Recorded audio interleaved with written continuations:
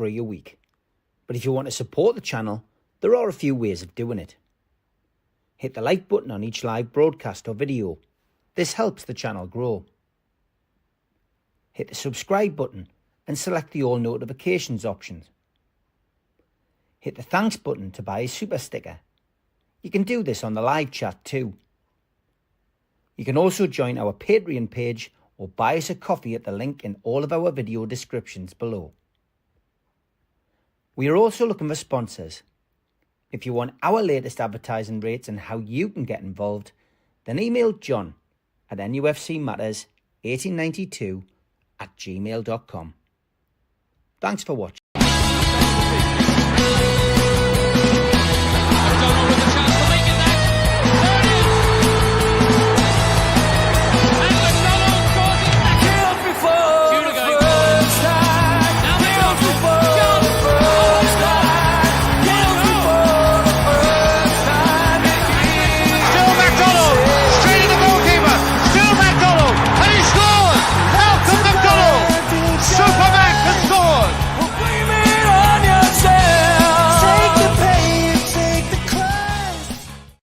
Good evening, welcome to NUFC Matters. It is Ask Gibbo. Good evening, John. How are you, my friend? Very good, mate. Very good. And another win, John. We said 10 cup finals. That's 1 down, 9 to go. Newcastle United 2, Brentford 1. And a rather sublime goal, which was very reminiscent of Franz Carr back in 1991. A cross-come shot from the other side at the Leazes end, but from Sandro Tonali last night, which was the winning goal. John, what did you make of that?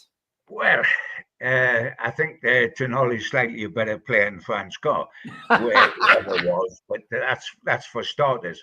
I mean, first and foremost, I've got to say that on his whole display, Steve, he was absolutely outstanding. I mean, there was times when we tacked well, but our final pass was wayward. You know, I'm thinking particularly of Bruno. Our final pass was off. This guy, his passing is brilliant. He sits in between the two centre halves, so he's a terrific shield for the back. But he sees things. He comes out. He's got the great vision. He's got a good passing range. He's athletic. Overall, I thought he was an absolute different class. I thought him and Tino to a lesser extent, but Tino was terrific. Were our standout players. On the goal, and I'm sorry to say this, but I think it was a fluke. It was a magnificent fluke, and I'll half take it. But I mean, you know, he's such a lovely lad, and he's just so honest. That's the difference between him, Steve, and an out-and-out striker like, say, McDonald or Shearer or whoever. If you asked an out-and-out striker about his goal, of course I meant it. It doesn't matter how it went in, whatever. An out-and-out goal scorer meant everything, single thing, even when he actually didn't. Tonali told it as the truth afterwards. I mean, it was lovely, his phrasing, and it must be the new language, if you like. Asked if it was deliberate or not. He said it was 70% a cross and 30% a shot, which means it was a cross. But, I mean, who cares? It was beautiful. But you know what? If he hadn't said that, he could have got goal of the year, goal of the season. It was that good. But, of course, once you say 70% a fluke, you don't get goal of the season sort of thing, because they conveniently forget about it and took it away. I thought it was stunning to watch. Because it was how you score from that angle. And you see, any honest footballer wouldn't try to score from that angle. He would try to cross it, because it was almost an impossible angle. But the way he struck across the ball, sent it in, and the keeper was so shocked he couldn't get anywhere near it. I thought he did forget about whether it was meant or not meant.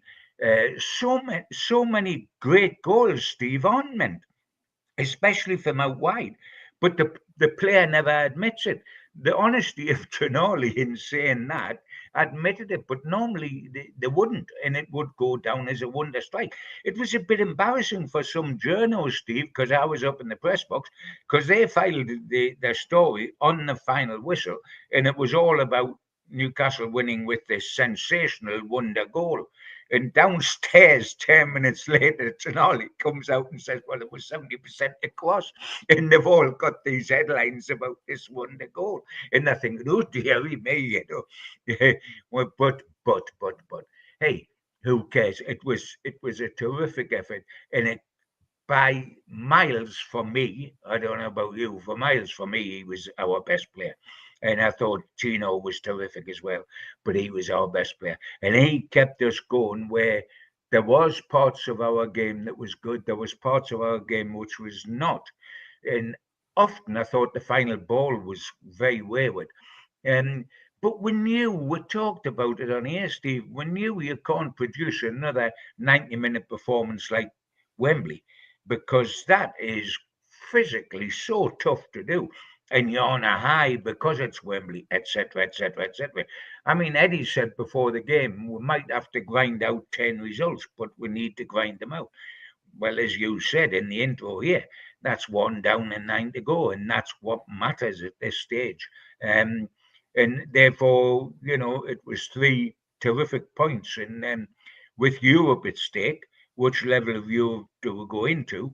That was terrific, because some of the other results were surprising for me last night. I mean, maybe we expected Villa to get something at Brighton, but 3-0, that's pegged Brighton back. And I mean, Palace is resurging, not that they're going for Europe, but was a shock. But Bournemouth losing at home to Ipswich, I mean, that was, you know, that was quite incredible. Yeah, I mean, you know, strange results happen at this time of the season, John, as well. As you say, Ipswich getting a win over Bournemouth, and Manchester City winning, of course. But that eased Newcastle back into the Champions League places. Fifth, of course, we know will be good enough for Champions League. Chelsea played Tottenham tonight. We're hoping for Tottenham to have one of Jekyll and Hyde performances again. I tell you what, looking away from Newcastle briefly, though, Nottingham Forest season just goes from strength to strength. A 1-0 win over Manchester United into the semi-finals of the FA Cup, of course. They've got a bit of Leicester about them when they won the Premier League. You know, every obstacle that's thrown in front of them, they just seem to overcome it. Unless that obstacle is us. We've beaten them 3 times this season. If you take the League Cup as well, we've beaten them. And because I've been watching those 3 games more closely than the rest of their games, I find it incredible the way they are. Because, you know, I mean, they let 4 goals in about, how long? Quarter of an hour against us or something. I mean, I'm thrilled for them away from us and away from the fact that I don't want them to do so well, because that's one of the Champions League places gone. And who would have thought, by the way, one of the Champions League places would have gone to Forest before this season opened, because of our relegation fighters last year. I'm pleased for Elliot Anderson, etc., obviously. But the results are staggering. You know, they really are staggering. And you think ahead, how are they going to operate in the Champions League? Because their squad is very, very thin, and the manager likes to make as few changes as possible. And that won't be possible once he's in the Champions League to go with the 2 domestic cups and the Premier League next season. I think so much. Yes, if they can get a defence going that's quite difficult to breach, but I think in the main, it's built on their 2 wingers, isn't it? Elanga and Hudson-Odoi are really 2 flyers that cause all sorts of problems on the counter, and they're the secret. Can they hold on to them in the summer? Possibly, if they're in the Champions League, yeah. But that's the problem. It is sensational, and yes, it has got whiffs of Leicester about. Yeah, certainly has. A couple of people asking as well today. France Carr, Steve. France Carr. Google on YouTube, Newcastle United 5, Bristol City 0. France Carr came back from an injury, and he scored a cross-come shot, but it was from the left-hand side at the Leazer's end. Have a look at that. Michael West says, how did Supermax celebrate us winning the Cup, Gibbo? I hope he's doing well. Yeah, well, he did celebrate, bless him, but it was a lap of honour around his living room, and it took him about 25 minutes to do it, I think. because of the way he is. But I mean, he was buoyant about it. He sent me an email straight away after the game was over, waxing lyrical about the performance over the full 90 minutes. Well, it become 100 minutes, didn't it? And he was particularly chuffed because, of course, he was part of the last Liverpool v Newcastle Wembley Cup final, which was 74, when we were lucky to get nil. So, I mean, he was delighted about that. It's still a long haul for the guy. I mean, I'm just hoping that come next season, we'll see him back on the podcasts and we'll see him back in St James's Park, because that's what the lad deserves and it's what he needs. Yeah. Getting back to last night's game, we've talked about Tonali and that wonder goal. Special mention to the fullbacks last night, John. Newcastle, what they seem to have found, and let's go back to the West Ham game before the cup final. They seem to have found that resilience that was there in that season that Eddie Howe first came in, started building the side from scratch and got us away from relegation. It's not pretty at times, but Newcastle are finding a way. They're getting limbs and parts of their bodies in the way of shots and opportunities and chances. They're frustrating the opposition. I know as well that, our fans still feel a bit nervous with Nick Pope in goal, who still continues to either flap or miss kick every now and then. But the back four don't seem to be unduly worried by that. Dan Burns, a colossus in the middle, alongside Fabian Shaw, who we all know also knows a little prone to a mistake. But the fullbacks last night, I thought were great. Trippier, superb. And Tino Livramento, again, deputising, let's remember, at left back, up against Mbuma, who Newcastle obviously heavily linked with a potential move in the summer. Again, he drew a blank against Tino Livramento. Yes, he scored, but it was a penalty. Can't really count that. I thought Livramento did a really good job again against another difficult opponent. Well, as I said, I thought he was our second best player of the night after Tonali. But you're right about Trippier as well. And I'm so pleased for Trips, because he was absolutely significant and key to our turnaround from being habitual relegation fighters into becoming what we've become. And immediately after he arrived, if you remember, Steve, we played Cambridge at home in the FA Cup and got beaten with him in the side. So that was a welcome to the old Newcastle. And he helped turn us around to the new Newcastle. And it was a wonderful servant for us. But at 34, it looked as if he'd run out of his time. Livramento had come through with Hall.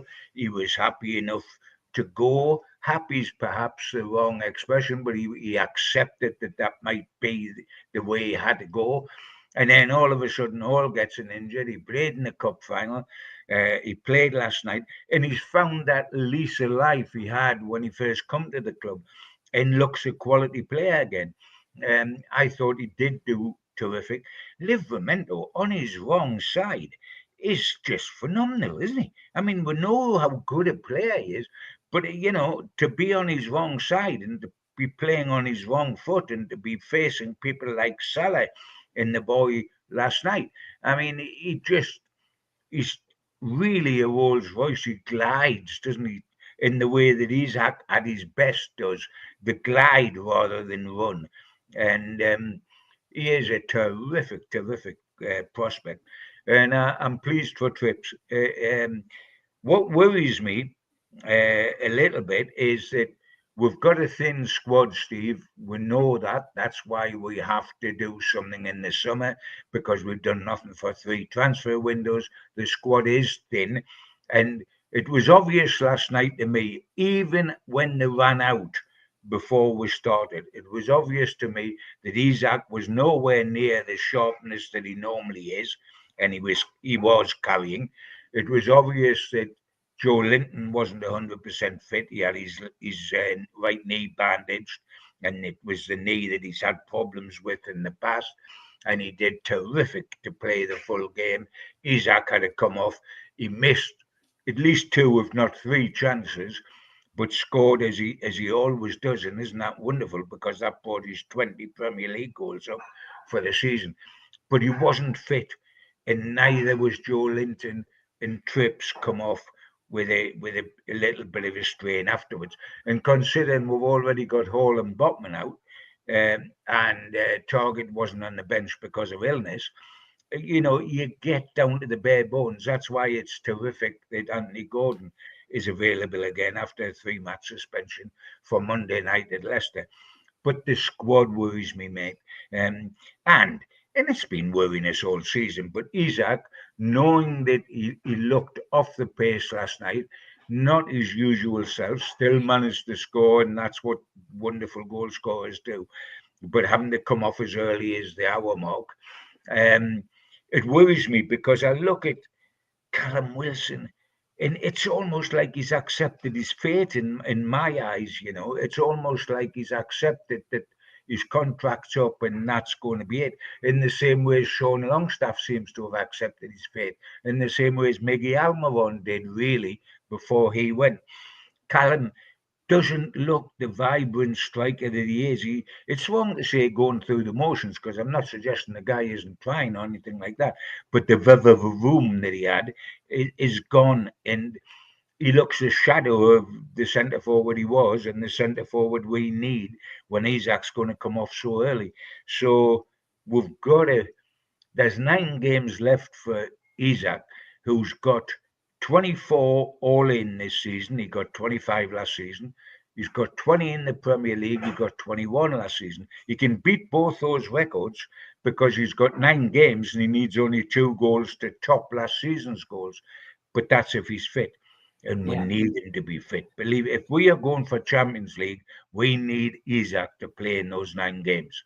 Interesting question from Barry. He says, Gibbo, haven't watched the Brentford game again. I wanted to ask you, Isak, I don't think he's world class, he says. He's got aspects to his game that needs improvement. How much do you think he can improve? What do you think he can improve? I think Barry's got a point about watching him last night. But as I said, Barry, behind the scenes, Eddie Howe knew, we didn't know, but Eddie Howe knew that he wasn't fit. Under normal circumstances, if you had Callum Wilson in goal-scoring form, I'm certain Isak wouldn't have started. He had to start. And it showed in his play. I mean, he missed the sitter with a header in about the first 5 minutes, which was ridiculous. And the one that, when he broke away with a mistake by one of their players, and it ended up with Harvey Barnes heading in Isak's cross just before half-time, a minute before he scored. Under normal circumstances, Isak buries that. He doesn't chip it for the guy. He was nowhere near what he can be. But I tell you what, 25 goals last season, 24 goals this season, and he'll top 25. In Arsenal and all the top clubs would take him in the blink of an eye. He is absolute quality. But I take the point that Barry makes, and there is still room there for improvement, and there will be improvement. He's still a young man, still with a lot of nowhere near the peak of his career. But I tell you what, we let him go and we'll find out how good a player he is when he isn't there. Yeah, I would agree. He looked tentative, Isak, last night. There's no doubt about it. It looked as if he was carrying something. Eddie confirmed that, a little bit tentative. But look, there's an extended break, I guess, for Newcastle, because we don't play till Monday. So let's just hope that he's in a better fettle when it comes to Monday. Against Leicester, maybe he goes with Callum Wilson and puts Isak on the bench. Wilson, should do a job against Leicester, you would think. We'll have to wait and see. Shaw, new contract, says Paul Patterson in capital letters. Worst kept secret, really, in Newcastle's news in the last couple of days, because Eddie let it drop at the press conference. Doesn't drop many in at the press conference, but he told us all in advance, didn't he? Yeah.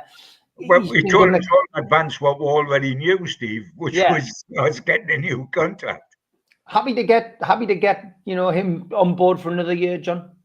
Yes. I mean, because when you get players signing new contracts, it doesn't mean you're automatic first team, and it doesn't mean because Fabian has been automatic first team for a long time now, certainly since Eddie come. It doesn't mean that he's first team automatic next season. It's like Jacob Murphy has had an outstanding season by Jacob's previous standards this season, but it doesn't mean he's automatic next season.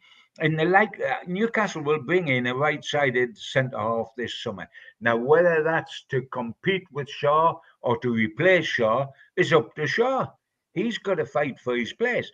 But you need that sort of depth.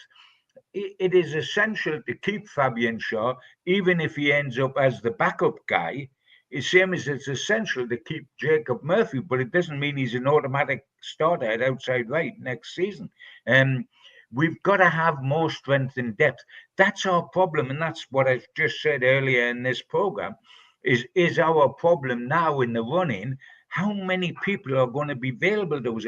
If Isaac went, if Trips went injury-wise, I'm talking about, we would be in desperate trouble when we've already got Hall out and Botman out for 9/10 of the remaining games. We are skating on thin ice, and if we are going to be in Europe next season, and we are, even if it's only conference level, then we've got to have more strength and depth. Yeah, 100%. We need it, and hopefully Newcastle will spend some money this summer. That's the big hope, and we really have to hope that there is good work by Paul Mitchell. Bumped into Paul Mitchell last night, had a couple of words with him, and as I was leaving him, I just said, "Good luck in the summer." He said, "Thanks." Fingers crossed. There's my exclusive. Trippier is another one who's been potentially linked with getting another contract. I mean, somebody even suggested on here last night that Jamal Lascelles. I mean, we've got to draw the line somewhere, John. Lascelles hasn't played any football, man. You sound like Eddie Howe. We don't want to give anybody away, do we? Eddie Howe doesn't want to give anybody. He wants to keep them all in-house and bring some more in. In the old days, you could do that, Steve. You can't do that these days. You've got to get people out to get people in, because there's got to be rotation. It's the only way of beating financial fair play. And that happened with Lloyd Kelly. It happened with Elliot Anderson. It happened with Minter. And we've got to let somebody go. And when it comes to the summer, who will that be? I think it'll be Callum Wilson. I think Jamal Lascelles. And both Callum Wilson, by the way, and Jamal Lascelles have been terrific servants to us. And, long before Eddie got here. They kept us afloat in the bad old days. But they've got to go at some stage. I mean, otherwise they'll be here at 45. We've got to let them go at some stage. And by the way, we're only going to get them off the wage bill. We're not going to get any money if they go in the summer, because they're free transfers. It's at the end of their contract. I think that Sean Longstaff will go in the summer. When I look at Sean now, he looks the way Miggy Almiron did before he left. Miggy Almiron looked as if he'd lost all his enthusiasm, that he realised what his fate was, that he was sad about it but couldn't do anything about it. Sean Longstaff looks that same body now, and Sean Longstaff can't get in now. I mean, it's not that long ago, Steve, that he was one of our three midfield players in the eyes of Eddie Howe. Now he's number 6 of the midfielders. I mean, Lewis Miley is coming on before him, and that's understandable. And Lewis Miley, at his age, is the future. And whatever you get for Sean, who's been a terrific servant for us, let's not lose sight of that. But whatever you get's 100% profit, because he's been there from the academy. And so I think he'll go as well. But some people have got to go, mate. Otherwise, we won't get the summer we want. And I do believe we will get the summer we want. There is huge intention of buying. That's been fueled by what the owners saw at Wembley, and by 300,000 turning up at the party on Saturday. So that's been fueled. They want to move on. It's also the end of the 3 season cycle and the beginning of a new one, which gives him even more leeway to be able to buy. And if we make the Champions League with the money that guarantees, then that means we can spend even more this summer. And of course, it's a huge attraction for getting players in. If you say, come and join us, we've just won a trophy at Wembley and we're in the Champions League next season. Yeah, 100%, mate. There's no doubt about that. Les, we'll touch on this before we go to the interval. Good at Newcastle are going to Singapore and South Korea and not Hong Kong. C'est la vie. So yes, Newcastle announced that they are going in the Far East, trying to capitalise, I guess, on that Far East market after a Carabao Cup win, John. Yeah, we knew they were going to go to the Far East, and I know the league was in touch and wanted it to be Hong Kong for personal reasons, and unfortunately for her, it's not going to be. But yes, they're trying to expand the brand. There's a huge possibilities over there to really open up a market that's been opened up by other top clubs, and therefore that's why the bullet's got to be bitten. I mean, in terms of managers, a lot don't like the long haul pre-season because they think it takes as much out of players as it gives is benefit to them, but it's huge benefit to the club. And financially, these days, clubs have got to. All the top clubs go long haul, be it America, be it the Far East, be it Australia, be it wherever. They've got to go long haul. Yeah, it's it's part and parcel of big football clubs now, because you are trying to spread the support far and wide and bring in new support. We'll look and see how that develops. We're going to have a quick break. We'll have a quick ad break back after this. A big thanks to all our sponsors, Skips and Bins. You can find them at their website, skipsandbins.com. Contact them, www.skipsandbins.com/contact. Say hello to low-cost waste disposal with pay-as-you-go and contract waste management. A big thanks to Mr. Vicky's Sauces, handmade in Cumbria. You can find them at their website, mrvickys.co.uk. Email them, info@mrvickys.co.uk, or telephone 01768 210 102. Thanks to our fanzine sponsor, United Group Travel. 3-star plus quality hotels. No interchanges, hot and cold snacks and drinks available on the coach, all excursions included. Their website, www.unitedgrouptravel.com. Email beverly.ugtl@gmail.com. Telephone 01670 632 460 or mobile 0791 666 4174. There are no strangers on our tours, just friends you haven't met yet, and it's just £30 per person deposit. A big thanks to Media Arts for all the technical side of things. You can find them at their website, media-arts.co.uk. And if you listen to us a podcast, you can find us at Sport Social Podcast Network. You can also find us on iTunes, Spotify, and other podcast providers. If you want to help the channel, you can subscribe to the channel. Just hit the subscribe button underneath this video, hit the thumb up, which is the like button, or join the channel. You can also visit our website, nufcmatterspodcast.co.uk, and take out a lifetime membership for £25, which gets you a pen, a badge, a key ring, a beer mat, a fridge magnet, and also your membership card and entry into the monthly draw. There's some Newcastle United events coming up. Friday the 23rd of January sees Chris Waddle and Peter Beardsley at the Tyne Theatre. Tickets available 0844 249 1000 or website tynetheatreandoperahouse.uk. Some summer events to come up as well. An evening with John Beresford takes place at the Crown Plaza on Friday the 25th of July, 7:30 till 10:30. Tickets by hitting that QR code. And NUFC Matters end of season party takes place on the 27th of June. Steve Howe and Steve Watson will be in attendance and will be hosted by Joe Allen at the Tyneside Irish Centre.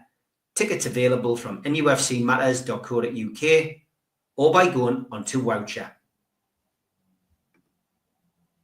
And we are raising money for Age UK North Tyneside Dementia. On Saturday the 9th of August, Northern Horizon, the Blake 7 convention takes place at the Tyneside Irish Centre. Tickets available from nufcmatters.co.uk. Come along and meet the likes of Jan Chappell, Sally Navette, Brian Croucher and Sasha Mitchell. Don't forget as well, we have limited edition copies of The Entertainers signed by Peter Beardsley and Lee Clark. Available now from newcastlelegends.com. And most importantly, Gibbo and Sir Les Ferdinand will be on at the O2 City Hall this Sunday, 12 o'clock or 4 o'clock. Last chance to get tickets now from Ticketmaster.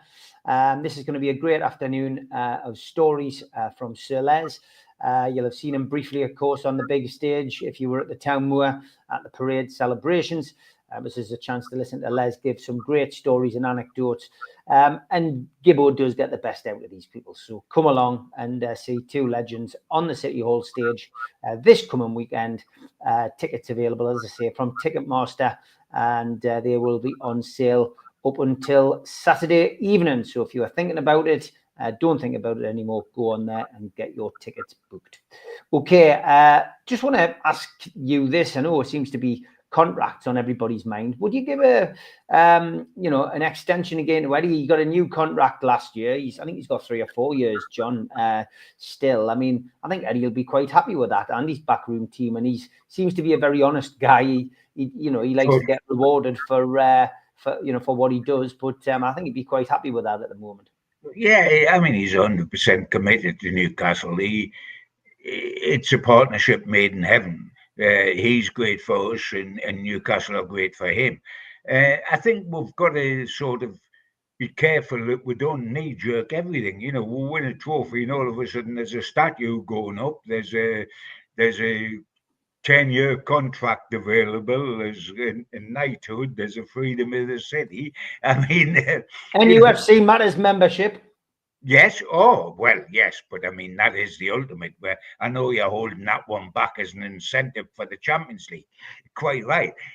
But yeah, well, I mean, let's take our time here, because we've got to have incentives to keep going, haven't we? If we play all our cards and play them now in this mass adulation because we won a trophy, we've got no more cards in our hand to play in the future.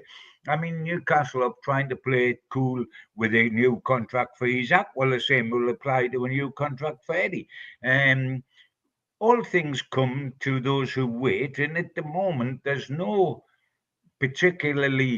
rush with either Isaac or with Eddie.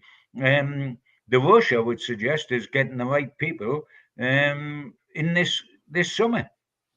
Yeah, that's the big thing, isn't it? And that doesn't just come down to Eddie, of course. We know that it's down to Paul Mitchell, and he's got to deliver, hasn't he, Mitchell? Really, this summer. Yes, he has. I mean, it's a chain, isn't it, Steve?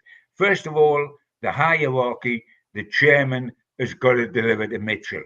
Look, you have got a bundle of money to spend. We're going to allow you to spend. That hasn't happened the last 3 windows, so neither the director of football or the manager has been able to do absolutely anything about it. So it starts off with the chairman saying, yes, here's a bundle of cash to Mitchell, then Mitchell's got to get it right. But he's got to get it right in conjunction with Eddie Howe, because there's no good buying somebody Eddie Howe doesn't want, because the simple answer then is Eddie Howe doesn't play him. And then you've wasted your money. And they are in tandem, but the big pressure is on Paul Mitchell, because it's not on Eddie, because Eddie says, these are the 3, the 4, the 5 players I would like. After that, the negotiation with the club and with the player is handled by Paul Mitchell. In the old days, Joe Harvey decided who Newcastle United wanted. He went and met the player. There was often not an agent involved. Early days, you got people like Kevin Keegan and then Malcolm McDonald having agents before other people did, but that was the exception to the rule. Can you imagine? The player sat down with the manager without an agent, and that's where they decided the wages. I mean, it's far from like that now. So the huge onus is on Paul Mitchell in the summer. And hey, I've got no reason to think we won't have a good summer. I've had every reason. I've been apprehensive over the last 3 windows, and by Jove, it proved to be correct, much to my disadvantage and every Geordie's disadvantage. But I do believe there will be action this summer. without a shadow of a doubt. And I'm actually looking forward to the summer, therefore. I didn't look forward to the windows because I thought now it's going to happen, but I'm actually looking forward to the summer because I do think things will happen. And by Jove, we all know they need to.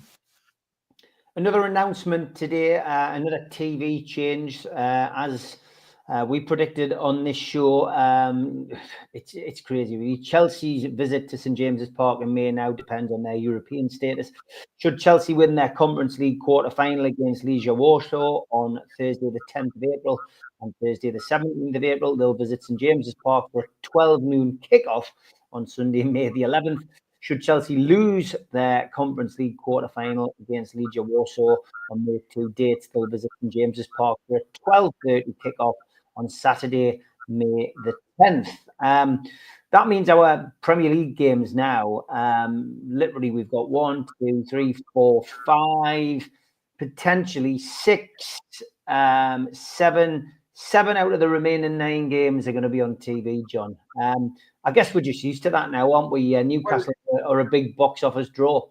I was going to say, the only thing we can say about it is that we carry clout, and that's part of being successful, and it's part of winning a cup, and it's part of having 300,000 people at a parade party. It's part of where we're going. And by the way, that game with Chelsea is a huge one.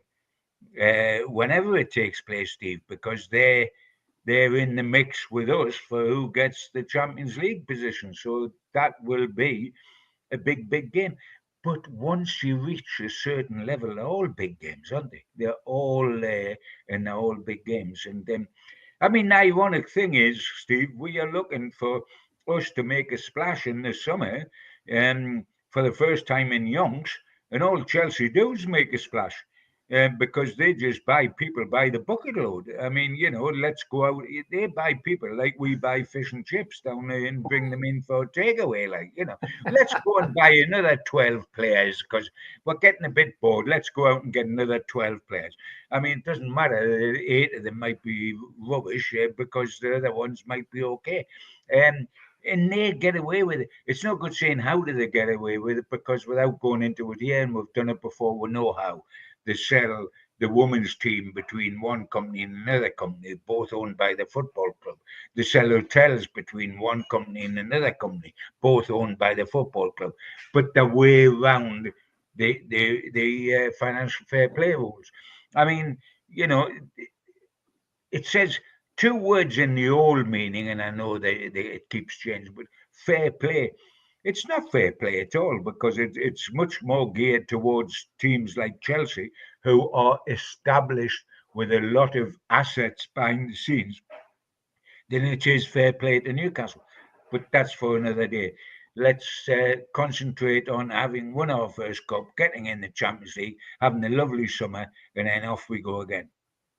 What did you make of the crowd last night, John? I felt it was better last night than it has been. I don't know whether that was just me and maybe psychologically thinking that, but I felt that there was support coming from both ends on a more regular basis, and it almost felt like the pressure was off because we'd won a trophy, John. I don't know if that's just me. Did you feel that? Nah, I know where you're coming from, Steve, and I did, but I put it down to if you're not going to get excited after Newcastle's won their first domestic trophy in 70 years and they're playing their first game at home since they did it, if you're not going to raise a cheer, there's something sadly flipping wrong with you, isn't it? And therefore, I was expecting it to be better last night, and I thought it significantly was. I mean, at moments when we were labouring, in the first half, right up to half time, we hadn't got the breakthrough. Then all of a sudden, we're pegged back to 1-1 with a penalty. And in those significant moments, the crowd tried to lift us. But I mean, crikey me, I was expecting that. We've just won a trophy, mate. We're not in church. It shouldn't be silent. I am expecting it to be a bit different. Let's hope we can continue that in the home games we've got, because for me, if we are going to make the Champions League, we've got to win our home games. Then we look away and we go away to Arsenal, we go away to Brighton and we'll go away to Villa. They're the key games. They're the key games because they're away from home and there are three sides around us. But they're only the key games if we turn St James's Park into what it was, which is a fortress. We've got to win our home games.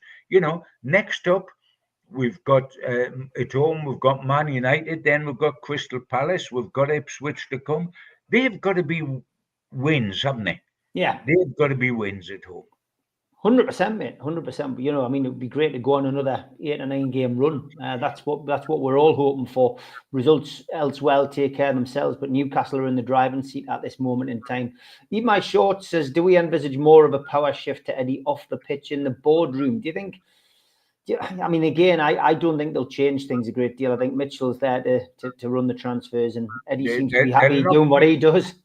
There'll not be a solitary single thing change apart from the deep respect for Eddie Howe and the belief, don't mess about with this guy because he's the future of the club. Where we're going to get a manager that's better than Eddie Howe, and how many other clubs would want Eddie Howe. When I talk about people that's vital to Newcastle, they're the questions you've got to ask, Steve.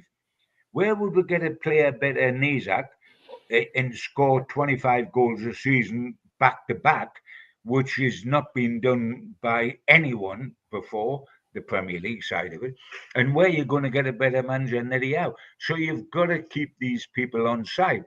I think we ran into a possible little blip when Amanda left. There was a feeling, and particularly Eddie himself, there was a feeling I've lost my biggest ally. I've got a new director of football coming in. There might be a power shift here. I might be reduced in my status and my influence, and this is worrying. In England, we're in at the same time from behind the scenes. They hadn't shown their hand, and they never did, because once they knew he wasn't interested, they backed off. But he was a little bit vulnerable at that time.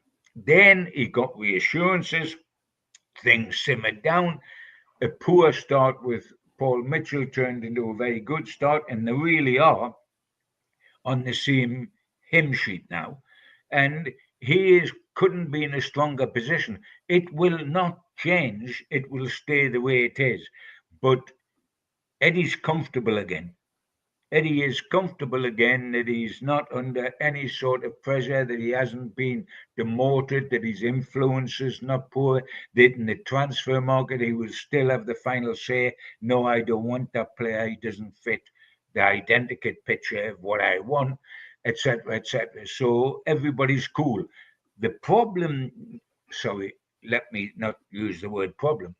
The big thing now is Paul Mitchell to prove himself. Yeah, 100%, mate, and I'm sure he will. He's got a decent reputation. I'm sure he will, John. I'm sure he will.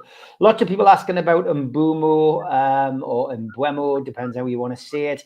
Paul Patterson thinks he looks a bit out of shape. He says for £50 million, no thanks. Mozza just says, what do you think of Mbuemo's NUFC audition last night? Scott says, would Mbuemo really like to be a Salah replacement? It is big shoes to fill. John also says Mbuemo's a big unit, but not too tall, so probably has a low centre of balance, helping him turn quickly. I like him a lot, he says. It's interesting, isn't it? I do agree with one of the guys who was saying something just before there. His shape looks all wrong, doesn't it? When he looks barrel-chested and big backside, and the shape is quite peculiar. And it's not an athlete's shape necessarily, but that doesn't matter one jot. He is a good quality. It's fascinating, isn't it? Because when you see players playing well for clubs that are slightly off the top half of the table, but they're never going to push to get into the Champions League, like Brentford, and you think, will they do it when they move on? Because they will move on, these guys, because they're going to outgrow a club like Brentford. And Brentford are very clever at producing somebody as Brighton, somebody to replace them. When they lost Ivan Toney, that must have seemed like a hammer blow to them. And then Wissa suddenly come in and is scoring goals in that position. And they'll do the same with this winger. When he goes, and he will go at some stage, will it be Newcastle? Will it be Liverpool? Who knows? And with Newcastle, it's going to be how much would this individual cost? Because Newcastle don't want to put all their eggs in one basket. They want to get not just an outside right, but a cover centre forward, a right-sided centre half, and a goalkeeper. So, however they spread their load, however much they spend on each position, they want 4 players minimum this summer, Steve. And you know, they don't want to put all their money on an outside right and have to sacrifice 2 of their positions. They want 4 players. Mark would prefer Semenyo from Bournemouth. Paul Patterson says Mbeumo's no Murphy. Don't tempt me with an answer there. Pobble Nudges says, do we really need a replacement for Murphy? Murphy seems to do a pretty decent job. Maybe we need an understudy instead and spend big on defence. Jules jokingly says, you can't say he's got a big bottom, Gibbo. A lot of people pay plenty good money for that. Yes, you do indeed, but they're mainly females, I must say. I don't think a man would pay for one. I'm not sure. I don't think Brian's bought in that big bum. Do you? I think it's. I think he works very hard in the gym to get it, I would imagine, John. But it's a great centre of gravity, you know. It can be a very important thing on a footballer, and some of the smaller footballers have played centre forward, and it was one of the things with Gaza when he was a player, sticking his bum in there and holding players off. It's a big plus. It is a plus. But all I was trying to emphasise was that if you just glance at him, he's not yet typical replica of a supreme footballer, is he, shape-wise? But that doesn't matter. It's effectiveness that matters. Yeah, 100%. Yeah, it'd be interesting to see whether we do go for him. And yeah, Mozzie, you're right. Murphy's on, I think, 8 Premier League assists anyway, but he's done fantastic. Listen, Murphy's completely shut the critics up. Darren on the fans forum can't stand him, and he's put him in his place this year. And Alexander Isak, a lot of his assists have come from him. Johnny Allen, it was good to see you last night. Big thank you to Gaz, Gary, and Sharon for looking after us again last night. Would love to see Justin Kluivert in the summer. He's got huge potential, John. Kluivert, of course, rattled in a hat-trick against Newcastle. Yeah, nice to hear from John again. It's nice to see the message up from him.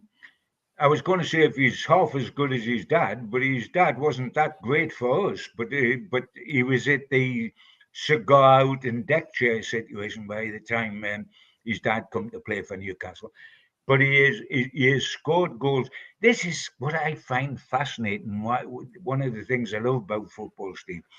You know, will Kluivert, having done it for Bournemouth, do it for Liverpool or Spurs or Manchester United or Newcastle? Will Mbeumo do it once he moves to one of those clubs? That's the interesting thing. Pluck them out of there, and will they be even better? Which good players are, and a lot of the Brighton players who have gone on have done even better at clubs to go to. Fascinating. I mean, blimey, we won 4 players in the summer, Steve. The only question I'm asking is, will all 4 come from Bournemouth? Because we just seem to sign people from Bournemouth. And even before Eddie come up here, I mean, we signed Callum Wilson and Ryan Fraser. Can people still remember Ryan Fraser? Mm-hmm. I mean, I would think most of us would prefer not to. But there you go. We even got Kelly, didn't we, in the summer? And by the way, may I just say in passing, one of the, you get a lot of suggestions about what transfers might happen in the summer. And a one that's come out of Juventus must be the most ridiculous one I've ever heard in my life. It is that they're supposed to fancy going for Tonali, which every Italian club does, and I can understand that.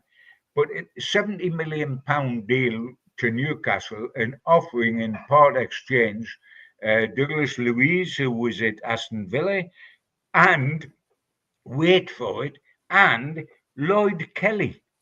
Oh, committed to taking, but at 20 million. I mean, that was a deal of a century for us. getting Lloyd Kelly out for 20 million when he cost us not a penny on a free transfer, and it looked like a free transfer player early in the season, bless him, without wanting to be nasty about him. He never settled in. We took him up and we sent him off to Juve, and they think we'll take him back as part of a deal for Tonali, who's an absolute thoroughbred. Do they think we are clackers up here, us Geordies, or what? Like, I mean, they got tucked up. They took Kelly. I'm afraid you've got him now, my friends. And of course, their director of football is getting stick from Juve fans because he bought Kelly. Because the Juve fans have taken one look at him and don't rate him. And he thinks we'll take him back. I mean, where did that come from? Is that Fantasy Island or Hans Christian Andersen, or where does that come from? Like, oh yes, we'll take Kelly in a straight swap for Tonali, won't we? We're dying to do that deal. That will make Paul Mitchell's reputation in the summer if he does that one, won't it? Crazy, absolutely crazy. Yeah, some of the stories you see in the media beggar belief, shall we say.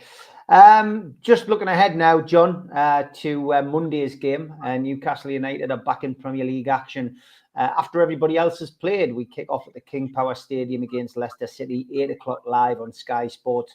All 3,000 tickets are sold out.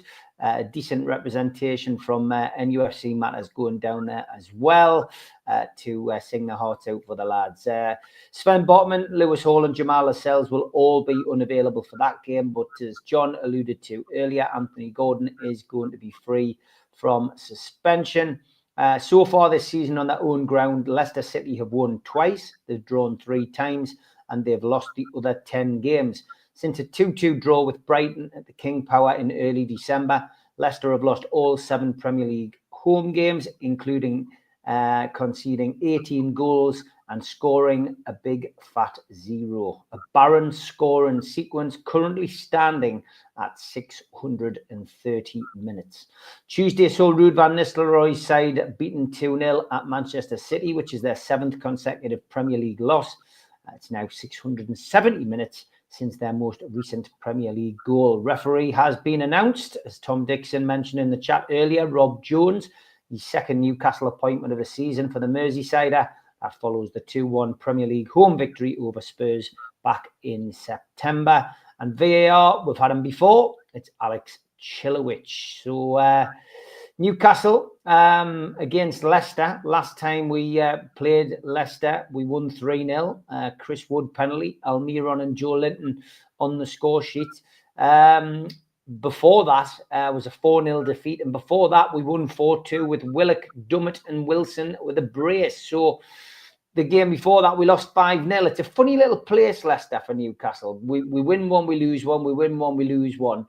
Going on that kind of record, we're due a defeat on Monday, but you've got to say Leicester this season have been poor, John, and relying on Vardy up front. I mean, great player, came into the game late. I saw him play non-league down at Dunstan, but he came through and he's been a star, Premier League star.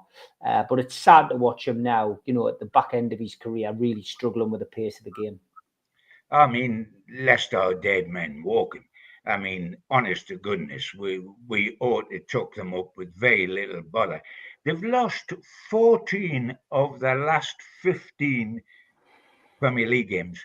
The only win was a one down at Spurs, which a few people win there, and they were battered, but they somehow won. I mean, they are horrible. They're hopeless, and they don't score goals. And I mean, Ruud van Nistelrooy, who was a serial winner at Manchester United and Real Madrid as a player, is a serial loser now. I mean, he'll not be there next season. When they get relegated, he will go. They are awful, and we should win comfortably. If we don't win at Leicester, then we're not going to make the Champions League, because this is the easiest fixture we've got left. I'll suggest it's easier Leicester away than Ipswich at home is, because Ipswich at least have a bit of fire in their belly and have a go. They often get turned over, but they have a go. more than Southampton do and more than Leicester do. I mean, this is a one we must win. And I mean, I know there's been accusations, Steve, in the past that we are at our best against the best. For example, take the top three in the Premier League. We've beaten Liverpool at Wembley in a stupendous cup final. We've beaten Arsenal 3 times this season. We've beaten Forest 3 times this season. Now, it's said that we're dodgy against the rest. Maybe that's so when we play mid-tablers, but not those with relegation worries.